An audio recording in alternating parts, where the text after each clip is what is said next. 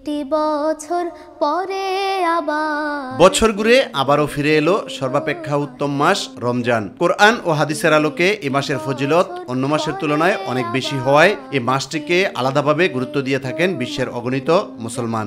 মুমিনের হৃদয়ে ইসলাম ধর্মমতে সর্বশ্রেষ্ঠ ধর্মগ্রন্থ আল কোরআন রমজান মাসে নাজিল হয়েছে, তাই এ মাসে ইবাদত বন্দেগীর সওয়াবও অনেক বেশি।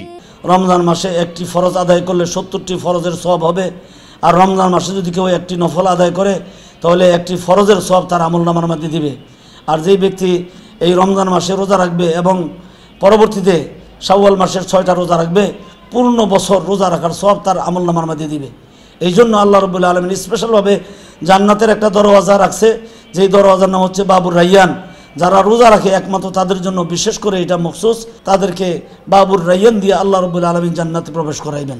রমজানে শেষ রাতে ফজরের আগে সেহরি খাওয়ার পর থেকে সারাদিন অনাহারে থেকে মাগরিবের আজানের পর ইফতার করাকে অত্যধিক গুরুত্ব দেওয়া হয়েছে। রমজান মাস রহমতের মাস এবং মাগফিরাতের মাস এবং ছায়ার মাস, সবরের মাস।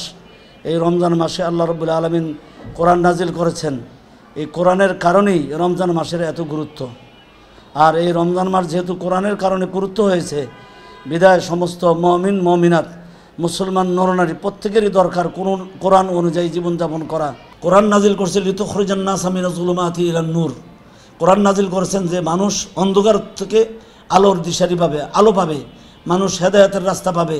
কোরআন ও হাদিসের আলোকে জীবন গড়তে এবং নিজেকে পরিশুদ্ধ করতে রোজার মাসকে ইবাদত বন্দেগীর মাধ্যমে কাটানো উচিত বলে মনে করেন এ উলামায়ে কেরাম। যারা কোরআন শরীফ তেলাওয়াত করতে পারে, বেশি বেশি করে এই রমজান মাসে কোরআন শরীফ তেলাওয়াত করা। যারা কোরআন শরীফ তেলাওয়াত করতে পারে না, তারাবি নামাজ আদায় করবে। মান কামা ঈমানান ওয়া ইহতিসাবান গুফিরা লাহু মা তাকাদ্দামা মিন যামবি। যারা নাকি কোরআন শরীফ তেলাওয়াত করতে পারে নাই, যদি তারাবি নামাজ পড়তে পারে তাহলে তাদেরও খতম তারাবি হয়ে যাবে, কোরআন তেলাওয়াতের সওয়াব তারাও পেয়ে যাবে। ইউসুফ আলী, মাই টিভি, ঢাকা।